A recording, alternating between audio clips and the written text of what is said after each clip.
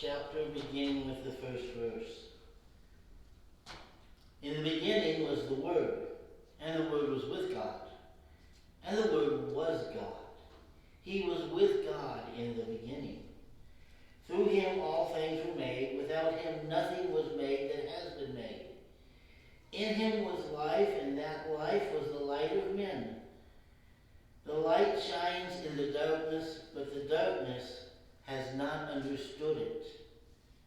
There came a man who was sent from God. His name was John. He came as a witness to testify concerning that light, so that through him all men might believe. He himself was not the light. He came only as a witness to the light. The true light that gives light to every man was coming into the world. He was in the world, and though the world was made through him, the world did not recognize him. He came to that which was his own, but his own did not receive him. Yet to all who received him, to those who believed in his name, he came the right to become children of God. Children born not of natural descent, nor a human decision or a husband's will, but born of God.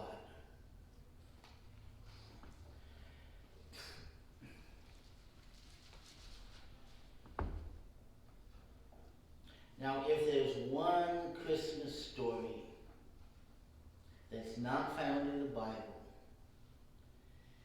that gets more Christians upset at Christmas time than any other non-biblical Christian Christmas story, it's the story of Santa Claus. Which to me is confusing because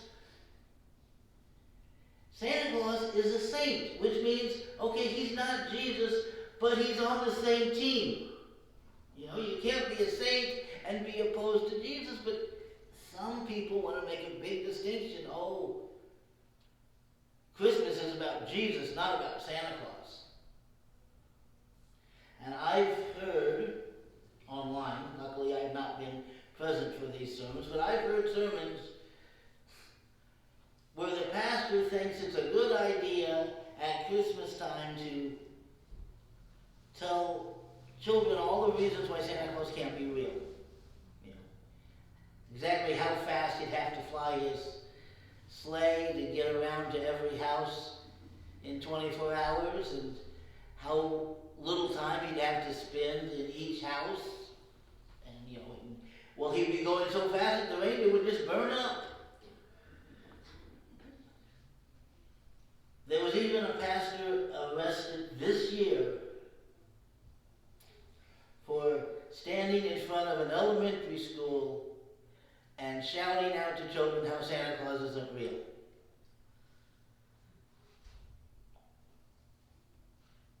It's ridiculous. Now, I understand on one level why so many pastors and other Christians feel this way. Santa Claus has become a symbol for the consumerism that surrounds Christmas as it's celebrated in the world at large. You know, the Christmas says, go out and buy things for people to show them how much you love them. And the real value of Christmas is how much money you spend. I remember my first Christmas working at Walmart. Now, this was before the pandemic, so the store was open 24 hours, and I worked on overnight shift. And the store closed at midnight on Christmas Eve. And then it opened again at 7 a.m. on December 26th. The only time of the year they were closed. And so I come in with the rest of the overnight crew at 10 o'clock on Christmas night. And we walk in, and the store looks like a hurricane has blown through. All of the last-minute shopping, empty shelves everywhere. And not just in the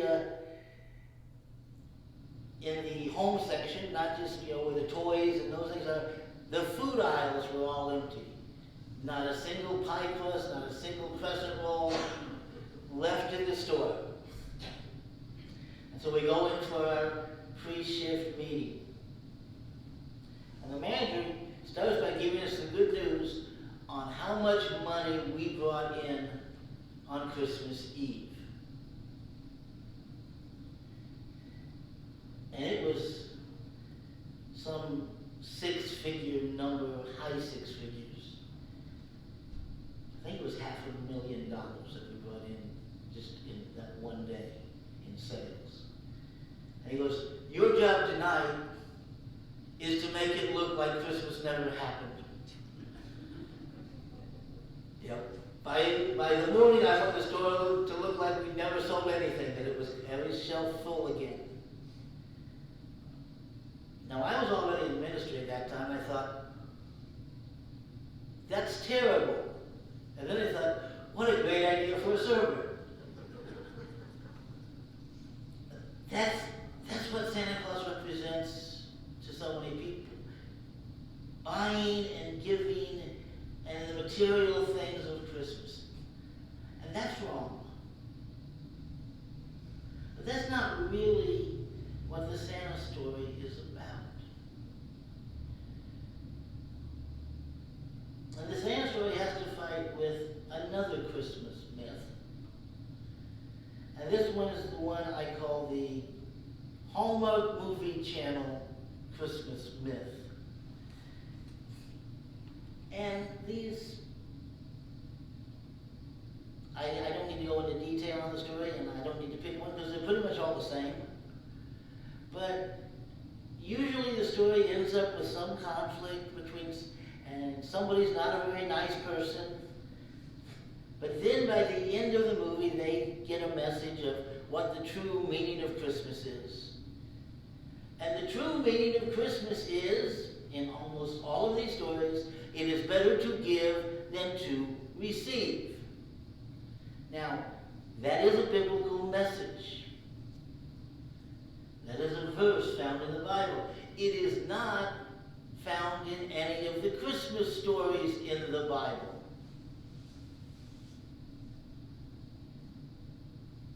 Because the true message of Christmas is not about us giving, it is about us receiving.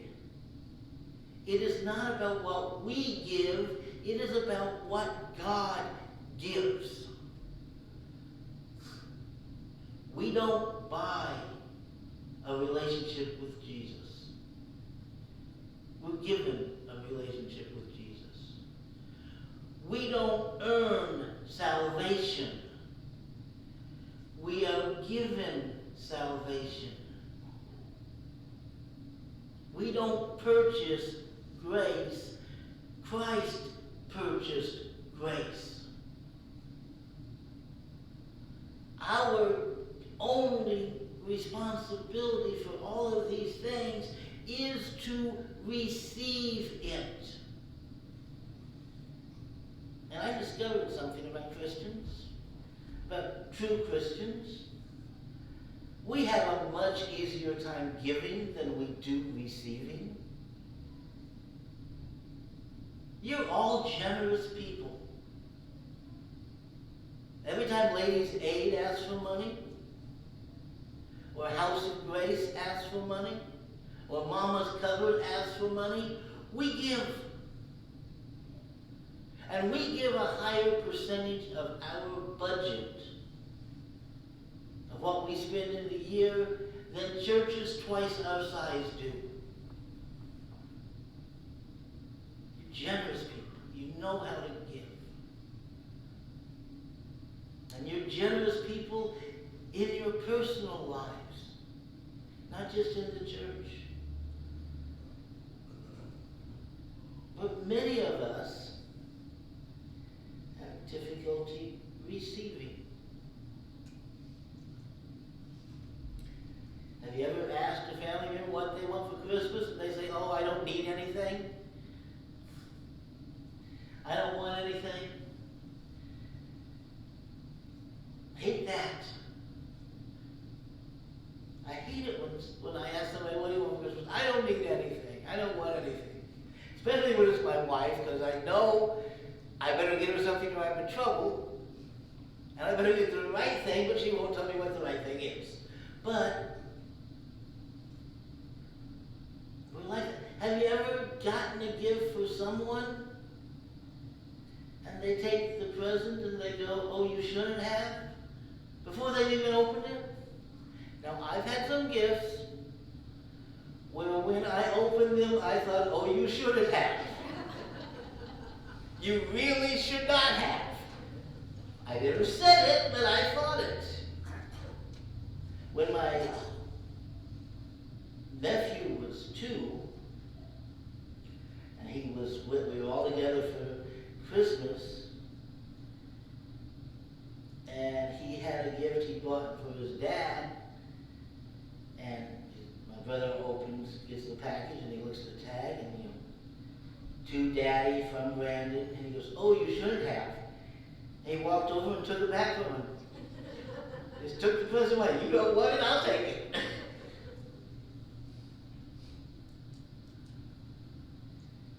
That's something an adult would never do that, but there are times I felt like that when I've given someone a gift and they've shown no appreciation for it. Oh, you shouldn't have. Now, sometimes that's false modesty. Oh, you shouldn't have. But more often it's simply we don't know how to receive well.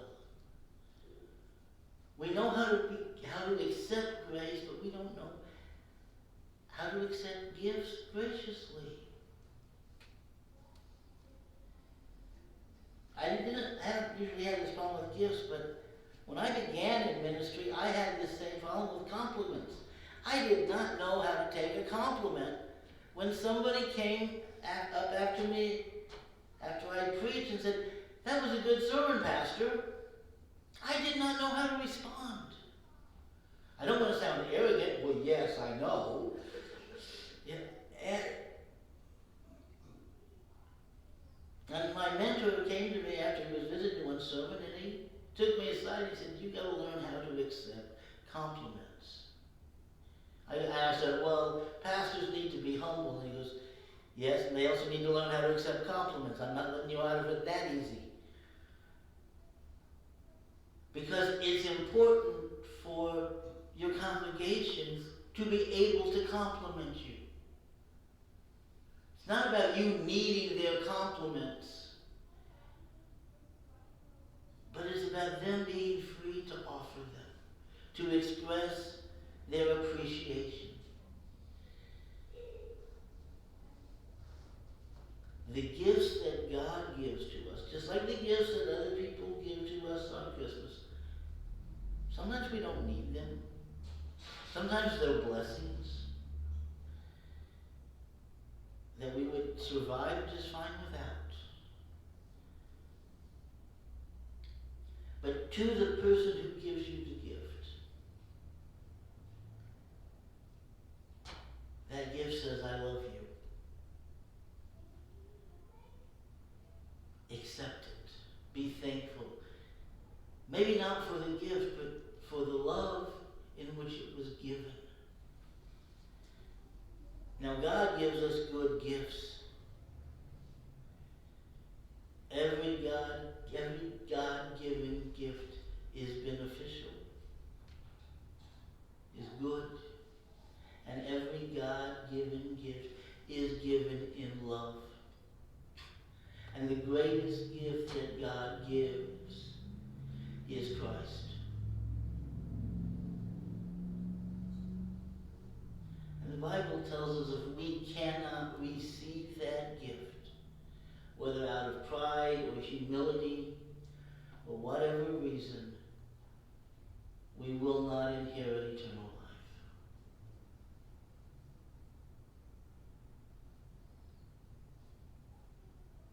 You have to learn to receive before you truly know how to give.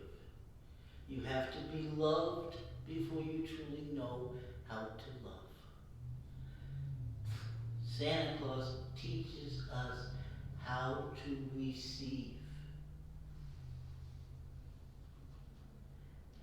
to receive gifts, we learn to receive the greatest gift of all. We learn to receive Christ.